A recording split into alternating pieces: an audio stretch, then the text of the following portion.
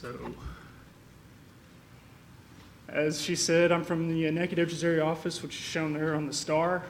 That's not the actual size of our office. It's smaller than that. We're in the Lufkin District, which is Deep East Texas, and we cover Nacogdoches, Sabine, St. Augustine, and Shelby counties. So we've started out here recently doing just a few small projects. We've got 2 on-system bridge projects that we've worked on with one consultant. You can see, just a couple of small bridges on one with a little bit of approach work, one small bridge on the other one with a little bit of approach work. So that was one CEI we had, and the other CEI we've done just a couple of off-system bridge projects, which are a combination of smaller bridges and box culverts. Some of the things that we have learned, we're working through these CI projects, and I'm not sure how common this is across the state, but we've under one work authorization we had 2 area offices, covering some projects. We had 10 CSJs under this one work authorization. There were 7 off-system bridges, which were in the southern area office down at Livingston. And then we had 3 on-system bridges, which were just 2 projects on the north end of the district, which is our office. And our area offices are about 70 miles apart, so it's a pretty good distance from. And a couple of issues that came from having the 2 area offices under the one work authorization was, with so many CSJs, we had some issues kind of sorting out hours charged to the correct projects on our invoices. Mileage also, that came up a few times. And also, they had an out-of-town testing lab. And so a lot of times it was kind of difficult to sort out which project the testing lab was charging time to, or, their testing and mileage. And 2, with that many CSJs and the work would kind of have its lulls and high points, and so you would have, the CI they would have maybe enough work for one guy, but then other times they would have enough work for a few, and so they were having to work through that at the same time. And another thing that I don't have listed here, but because we had the 2 different area offices, the Livingston area office was actually the office of record. But,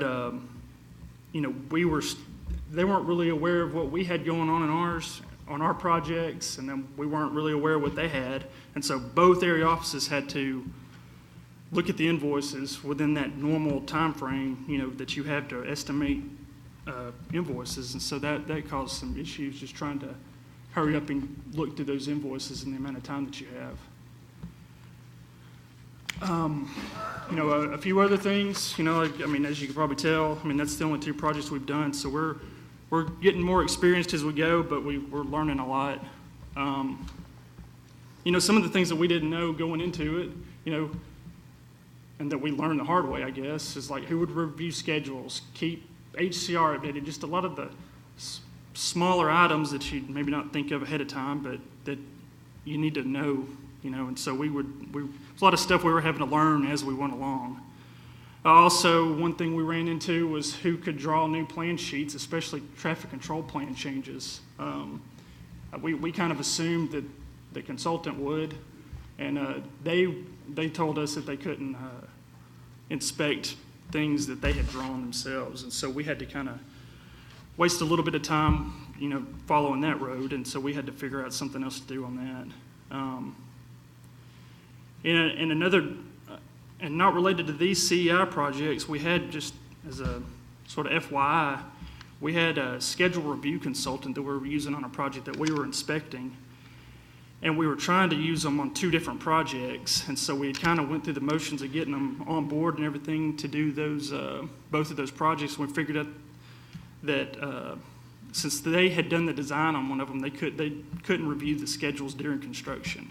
And so we had wasted a little bit of time getting them on board with that, but we ended up getting somebody else on board for the other project. But and another thing that we kind of had some issues with were change orders, and it was that was as much our fault as anybody's. I mean, we didn't, communicate our expectations clearly of how kind of we like to do change orders, what we were looking for as far as documentation, things like that. And, they weren't really big change orders, so they kind of should have went quicker than they did, but because of a lack of communication maybe both ways, there was a lot of inefficient back and forth between us and the consultant and the contractor that sort of, held things up a little bit, but we were able to kind of work through it in the end. There were things that went well with us from these first couple projects that we've been working on. All the consultants we've worked with so far have all had former TxDOT employees, which helps for a variety of reasons. They all come into the projects knowing the policies and procedures for the most part that TxDOT has. And the ones that we've worked with have been familiar with the Lufkin district, and so that's helped. They can kind of come in and hit the ground running. We don't have to do a whole lot of training or anything like that. And I mean, they all know site manager. They can fill out their DWRs the way we like. They can run estimates, and they know testing requirements and how we test on our projects. The CEIs that we've worked with so far too, they've done a good job of following, I guess, the proper channels. We have a chief inspector in our office, and they try to go through them first, and then it would go through me, and then it would go up to our AE if it came to that. So they did a good job of that. Some more stuff that went well. One way that we were kind of able to help out a little bit was, we were able to assist the CEI with minor testing that wasn't really feasible because the lab they had was a few hours away. And so, it wasn't that common, but we did most notably help with some most strip hot mix testing. It's easily sampled by their inspector. He brought it to the lab, and our lab person was able to, do all the testing with that. And we thought that was a better alternative than getting somebody to drive up 2 or 3 hours just to do something like that. Excuse me. And for both the CIs that we've worked with, they've been very responsive. I mean, if we see anything that's wrong on a project, or we don't really like the way that they're doing something, we let them know, and they've been really good and really prompt with trying to address any issues that we've had, and so we've been happy about that. And another thing was on one of our projects that we had, it was one of those small bridge projects. We closed the road to build that bridge, and the detour for it was 34 miles. And so we wanted to get that project done during the summertime before school started back up, so the school buses could run their normal routes. And it was a tight schedule, but luckily between TxDOT, the consultant, and the contractor, we were able to, push through and did what we had to, and we got the project done on time. So it worked out well for us. I guess just in conclusion, and some of the things that we felt like we learned, we probably should have had more regularly scheduled meetings, for a larger project, which we're going to have some coming up in the future.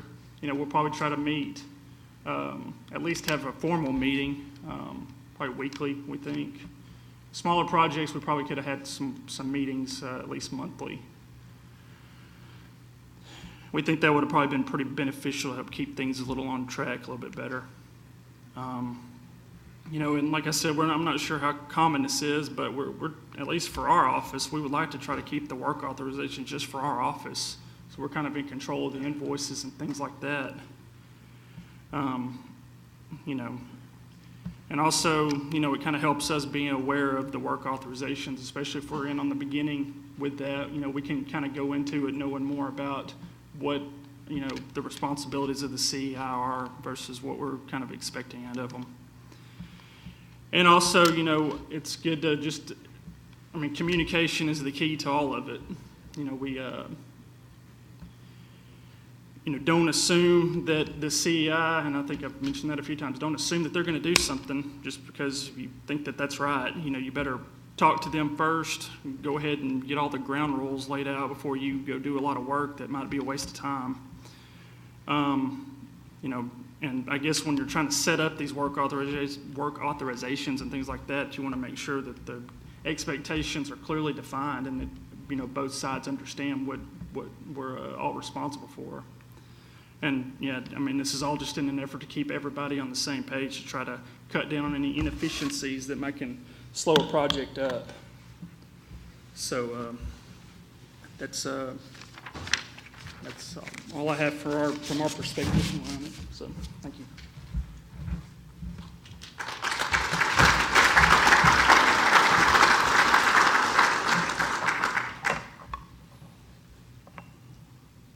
Where's mine?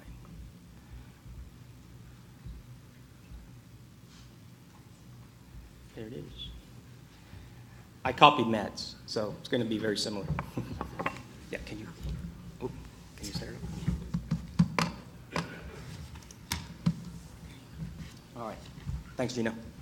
My name is Eddie Reyes. I'm going to give you more of a metro perspective, but Matt and I have very similar experiences, and Matt touched on the word communication, and communication is the key. And there's our area office in San Antonio, so I copied yours. We have 11 CEI firms working at the Bear Metro area office currently. 11 on board on, actually it's 14 projects, and they range from $180 million interchanges all the way down to $5 million overlays. We started using our CEIs, my experience back in 2014 when I was area engineer in the Hondo area office. And Leah touched on bundling contracts. We actually had 2 CEI firms working in the Hondo area office on 6 different projects. Each firm was assigned 3 projects. They were close together and they were similar in scope. So one CEI was working on the 16 corridor, 37 corridor. The other CEI was working over in Frio County. So that was advantageous for them. So what went well? What's part of a successful partnership with CEIs and the contractors is engagement by the area office is key. The area office has to have involvement in the project meetings, they have to be aware of what's going on, what the issues are, and the contractors, when they see involvement by the area office, it gives them a kind of a sense that there is ownership by both the CEI firm and TxDOT as a partnership. Also, between the CEI firms, it's very helpful when you share common issues, common problems that keep coming up. Base failures, soft subgrade, those issues that come up, how do we handle them? How are we going to handle them is very important to be consistent. Also, the sense of problem solving. If the contractor can see that the CEI firm is fully engaged in solving the problem and not just quoting the spec or not just writing a warning letter, the contractor will come to realize that, hey, we're in this together and we're going to solve the problem together. And that's very important to keep the projects moving, because the contractors are expecting timely decisions and they just want answers a lot of times. They might not like the answer, but they're going to want an answer. So the problem solving and sharing ideas and issues amongst the TxDOT staff, communicate those to the CEI firm, and then have the CEI firms come up with a good solution, a timely solution. So lessons learned. Going into a project, the contractors may not be familiar with that CE&I engineer. They might not be familiar with the inspectors on the project. They're familiar with the area office inspectors. They're familiar with the project engineers at the area office. So you got to build that relationship. You got to build that trust.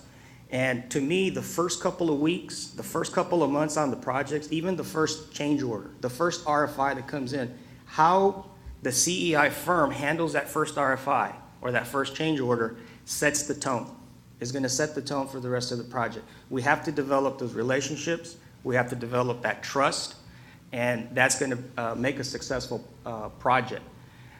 Some other challenges that we had at the area office was the change order process, the internal process. We have to do a better job of telling our CEI firms what are the steps needed to negotiate the prices, the putting it together, the backup, the documentation, the level of approvals, the signatures. I mean, even the most minor detail might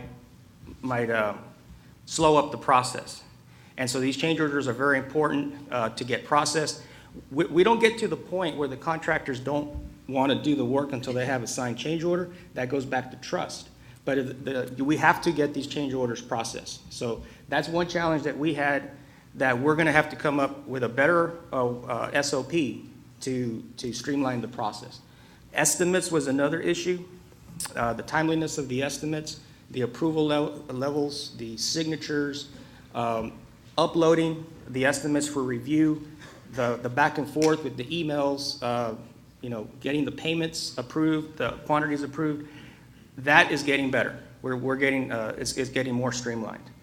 There's got to be a sense of urgency. There's got to be a sense of urgency, with the CEIs and with TxDOT, because time is money to the contractors. And the public want to see the projects continue to move. So it's very important for the contractors to know that there is a sense of urgency. And we have very talented CEI firms. They have good engineers, they have good inspectors, and they manage the projects very well for us. But again, there's got to be that sense of urgency. It can't be, well, let me go find out. Let me go call this person. It's like, I'm going to find out for you. I'm going to get that information for you.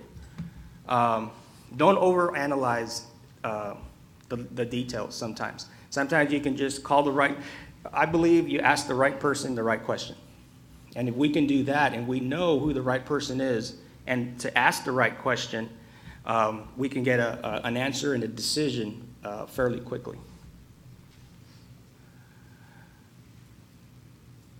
So like Matt said, we have regularly scheduled meetings. We had our first roundtable meeting with the CI firms.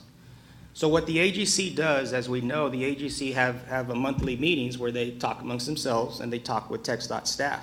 And they bring up issues that are important to the contracting community. What we did back in August is we got those 11 firms working for Bear Metro. We got them all in the same room, and we talked about similar problems that we're dealing with. We talked about being consistent on traffic control, talked about change orders, we talked about estimates, we talked about communication, issue escalation, RFIs, any issues that the CEI firms were having, we talked about it in that room. And it was a very successful meeting. So we're going to continue to do that, is bringing the CEI firms together. And they all know each other anyway, because most of them work with each other. But that was a very successful meeting where a lot of the relationships were reestablished, and we talked about challenges we had on our construction projects. Again, convey the expectations. Be consistent in your decisions. These contractors talk, right? So if we make a decision on one project and it was a good decision, let's expect to do the same decision on another project if it's the right thing to do. So that's where I say don't overanalyze a lot of things if we already understand that these things work. These decisions are good decisions. Let's be consistent. Let's get rid of bottlenecks. By bottlenecks, I mean it could be internal bottlenecks, it could be the area office, it could be the district staff, it could be the consultant. By consultant, I mean the engineer of record. There could be a lot of bottlenecks in the process. So let's identify the bottlenecks and let's try to get rid of them. Again, we got to own the problem. If we own the problem, then we can solve the problem. And that's my part.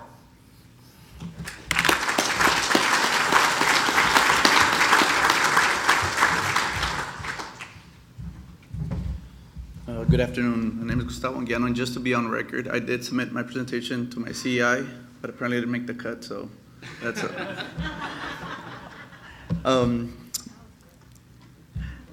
Basically, this is out of the, like Gina mentioned earlier, of 20 years plus experience with doing TxDOT work. This is actually the first job that we've done or that I've done with a CEI. And fortunate for us, most of the old TxDOT inspectors are now working for that CEI firm. So it was kind of working straight with TxDOT. Working in the San Antonio area, it's a little bit different than working in other areas that I've worked in previous. The good, or not, it is, but not really.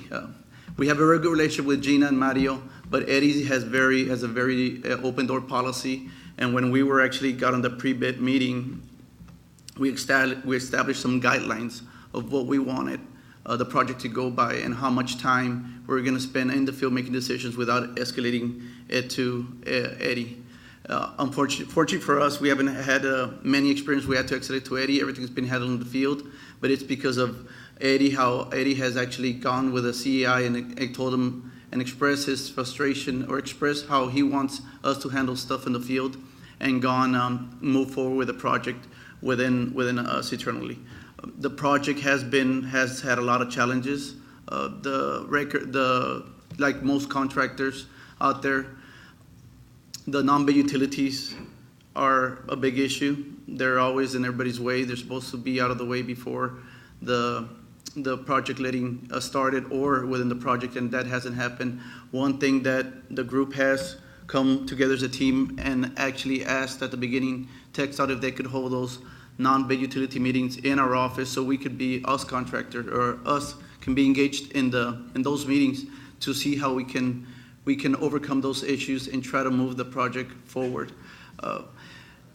Working not only in San Antonio, but working for guys like Bill Reitman, which I just saw a little while ago, Quincy in Houston, Jose Ramirez in Galveston, Bill Babington in Galveston, Larry Hagethorn in Brazoria County, David Castillo in Corpus. All those guys have showed me and taught me that you need to help understand, or they help me understand what the owner, which is TxDOT, expects from a contractor.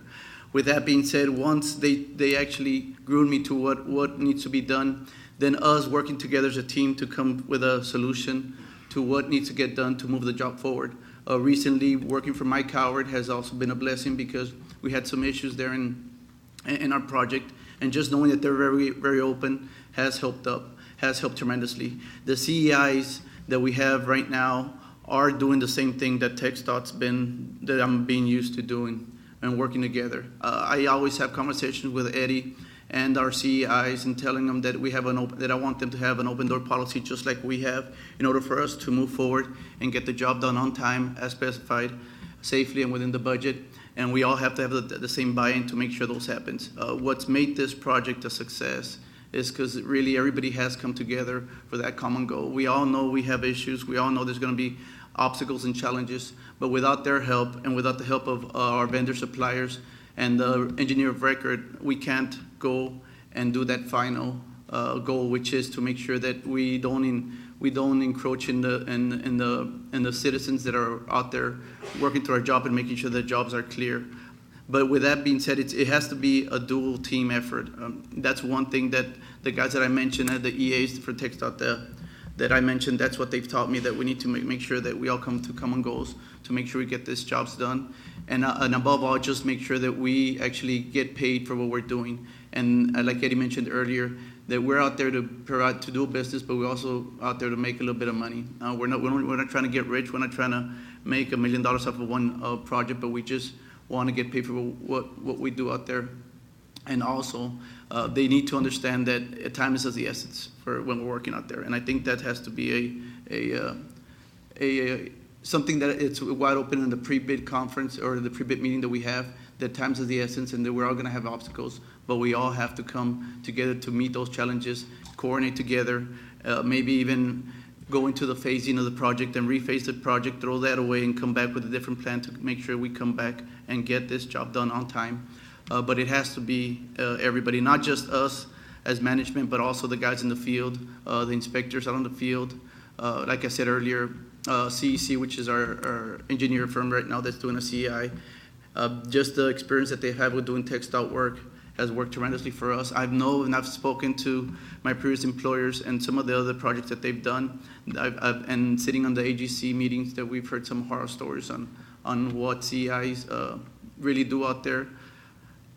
If we have this open line of communication, if we're honest with ourselves, and if we understand what they're expecting, and they understand that we're trying to put the best effort forward to make sure we get this job done, I think it'll work out a little bit better. It's still new. I know here in San Antonio, it's been maybe about 5 years since they started the program. I know we've all been hesitant on what was going to happen with it. I think in our in our predicament that we're in right now is that we have a real good team that actually cares about what's being gone out there and is trying to help and be a solution, not a problem, and not being a boundary, a border for between us and TxDOT. Eddie had also mentioned to them that they got to make sure that if I have to escalate it, I can escalate it real quick within not even a day, half a day. Things of that nature could help the job move the job forward a lot better and getting the job done. I know I don't want to keep rambling about what a success this is. I'd rather sit down and take your questions to see how we can overcome some of these obstacles that I've heard other contractors and some of my colleagues mention, and how we can move forward to make this a success, not only for us contractors, but also for TxDOT. That being said, thank you.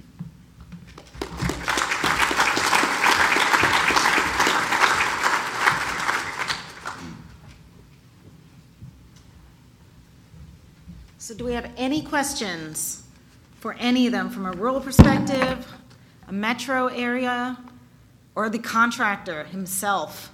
Yes. You know, one thing, all of the presentations, I really appreciated it. I think we're all having some common challenges throughout this process. But one thing that came to mind is, I remember 20 years ago when I started with TxDOT, we had a thing called formal partnering. It's still used to some degree. But two of the reasons to use formal partnering are multiple parties involved and project risk.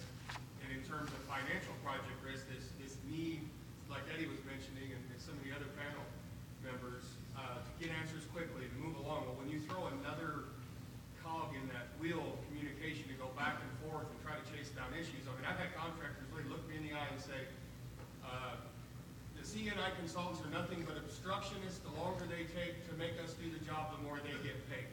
And that's some of the AGC discussion that you were just talking about. Is there any discussion, I don't know if anybody's in here from administration or if Randy's still in here, but is there any talk of possibly using that as a tool to reduce costs and communicate more effectively? Because every time you start a new job, a lot of times you're working with different partnerships that don't exist yet. And you can start off really bad on a project. And from the standpoint of if one of my inspectors tells them, hey, your gradation didn't pass, okay, well, we have to fix it. CNI says, well, how do I know they ran the test? You know they're just out here to keep, the discussion starts off on a very negative level sometimes. So I'm just wondering if anyone's used formal partnering for any of these, and if so, was it effective, or is there a push for us to try to do something like that again to try to make this work better? Okay, so the comment was on formal partnering, and if that's still being used, it has been used in the past. It has been used on many projects in different districts, but is anyone still really using this? I know that sometimes we have meetings where you'll go through the escalation chart, you'll put out an escalation chart, but if anyone is actually using this to help with things, I know in San Antonio District, we don't actually use a formal partnering process on a lot of our projects. We may have that, let's say, it's very project specific. Maybe it's a huge project that's about to kick off, and we'll do some sort of partnering process, but it's nothing like it used to be, I guess you'd say, in the past. It's not like where you go to a hotel and everybody sits and you're in a nice Hilton somewhere. We usually have some sort of process, some sort of partnering session at the area office, and we'll do it that way. But it's really project specific. We don't do that on all of our projects. I know, at least in San Antonio. I don't know if you do that, Matt. No. But I guess if that's going to be something that's going to be mandatory, that's going to come down from administration, I don't know. I don't think so.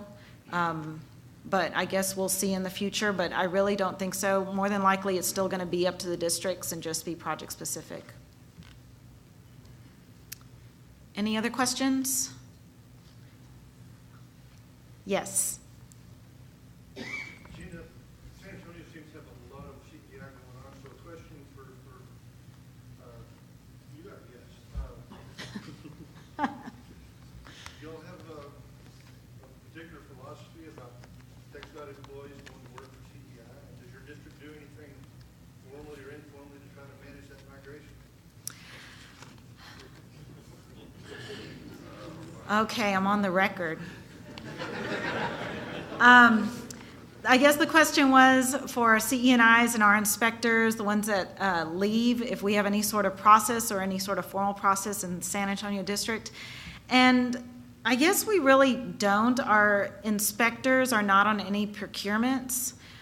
So as far as any sort of migration process or anything to help with that, we really don't. It's really up to the inspectors or chief inspectors to determine where they want to go. It's really up to them. And I know it really does help us when we know one of our inspectors or chiefs is going to work for a certain firm and then we have a job with that firm. It does help us, and just like Gustavo said, it does help with the contractor because they already know what we expect in our district. But I guess the answer to that is no, we don't have really a formal process. But as they retire, we do have some that are retired that haven't gone to work for CE&Is. They're enjoying retirement, and I don't blame them. But there really isn't. It's just whatever they want to do, and whatever CE&I start throwing at them. So, any other questions? Yes, John.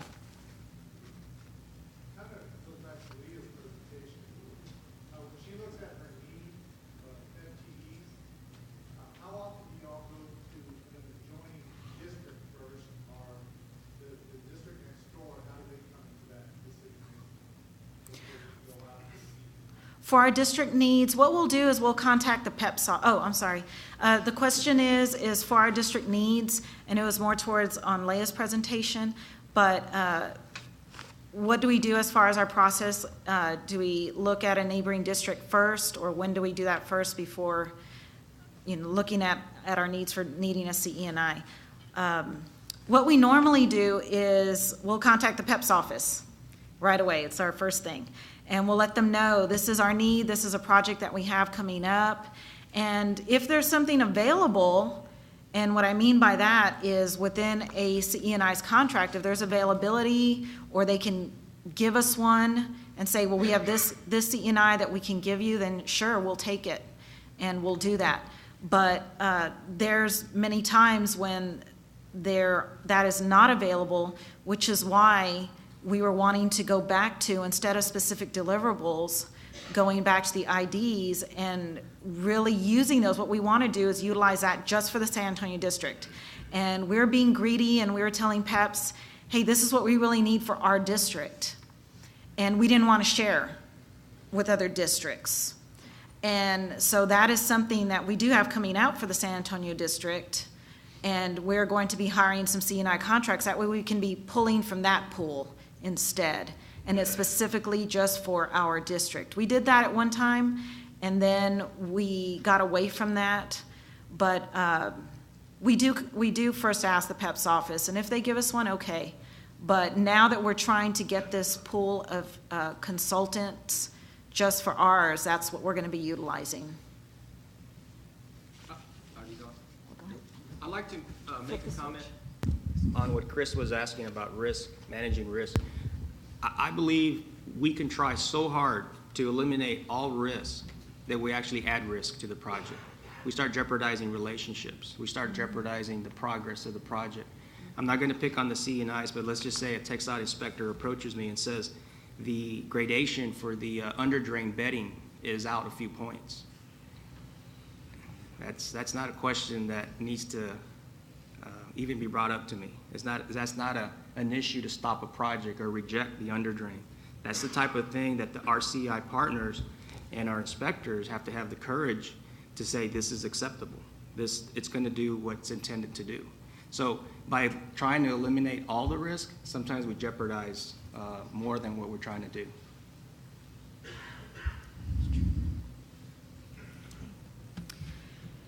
Yes, ma'am. Sure. More for Eddie, with bigger interstate type projects, but you were talking about the procurement process, and when you're having the larger projects and you got to do a specific deliverable for that, you're having to start the procurement process before your design's even complete. And then sometimes, in some cases, you're not even sure on all your funding. Is it going to be all let together, or are you going to break it into two projects? Kind of, have you had one with that when you had to handle that challenge? And then, we're doing specific rates, so you can put in all these different things, but you don't you wanna put in a whole lot more than what you need, and finding that balance of putting in enough of items, which may be a risk. You know, you wanna put in something so that if this issue comes up, you can cover it. That's a good question. We've been having, it's been evolving because like I know like on the PIO side, we've been very, we haven't had enough in the PIO side, and we found out we needed to put more on the PIO side. So that's a good example there of just lessons learned from previous projects. The best procurements happen early. When that happens, the contractors know who they're going to be working with. So there's that level of okay, I know who the firm is that's going to be on my project once it gets awarded. The other thing that can happen is the CI firm can start doing their constructability reviews, can start looking through the RFIs, can start looking through the pre-bid questions, so that now both parties are prepared to dive into the project, knowing what are the rocks in the road. And so that's very important on those bigger projects to have the specific deliverables where we have the CI firm on board even before the letting. So we have found that's been very helpful. Right, that's why I think if there's something we can share is what we're learning from those. Like I was saying, we need more PIO in it, which we just added to one of ours. Mhm. You know, one of ours has been, you know, maybe every project needs to make sure it has some amount of survey, or you brought up the issue of utilities, you know, how much of that to put in there. So I think that's a good thing to share so that we can get, you know, better scopes. Yes, our biggest CEI contract right now is on the interchange, the $180 million interchange. That has a lot of utility coordination on that contract. Yes, sir. Yes, the question was if there was a way to get a copy of the presentations, and yes, that will be available after the short course. Or we can send it to you as well. You can go ahead and give your information over to Matt and to Eddie, and they can get it to you as well. Yes. Okay, anything else? During the presentations, you mentioned that CNIs are supposed to inspect line sheets they produce. Is that part of the contract, or what is the reason for that? Okay, the comment or the question is about CE&Is not being able to inspect on plans that they produce, and that is correct. That is a rule that we do follow, where if that consultant designed that set of plans, then they cannot inspect it. So How about related to the change to a change order, if the consultant, all right, here's where I have an issue with this. Okay, so if the consultant is someone that TxDOT hired as a CE&I, and they are the ones, let's say I hired Eddie, and he's the one who is going to do the change order, then what we've been told is that if he does a change order, he can't inspect it. But yet he's our CE&I. And so I don't honestly agree with that, but that's not my rule. We just follow it.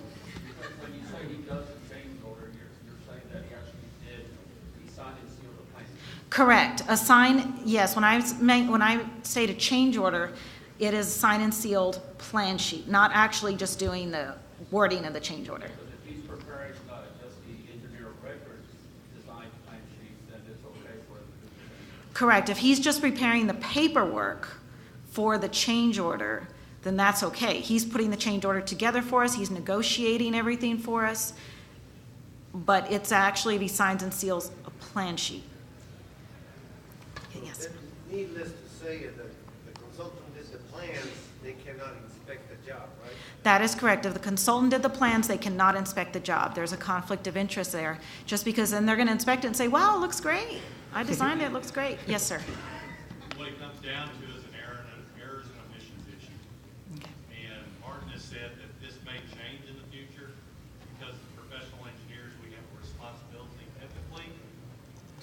And they are working on a list of sanctions for firms if they turn this over, where we can do what the plat wants, which we agree with you. But if for some reason we did a change order and put those sheets in the plans and then tried to cover up an errors and omissions that we did with those change order sheets, in the future, that opportunity will present itself, but there will be sanctions against the firm if it is ever discovered. Okay, so the comment being made is that there could be a conflict of interest with these change order sheets, and if that is discovered, that there could be sanctions against that engineer and possibly that firm. So it could change in the future, but at this time, that is what we are following. Yes, ma'am. How common is it that a CE&I firm is doing design work? The question is, how common is it that a CE&I firm is doing design work? It's pretty Right. common because they're familiar with the problem and Yeah.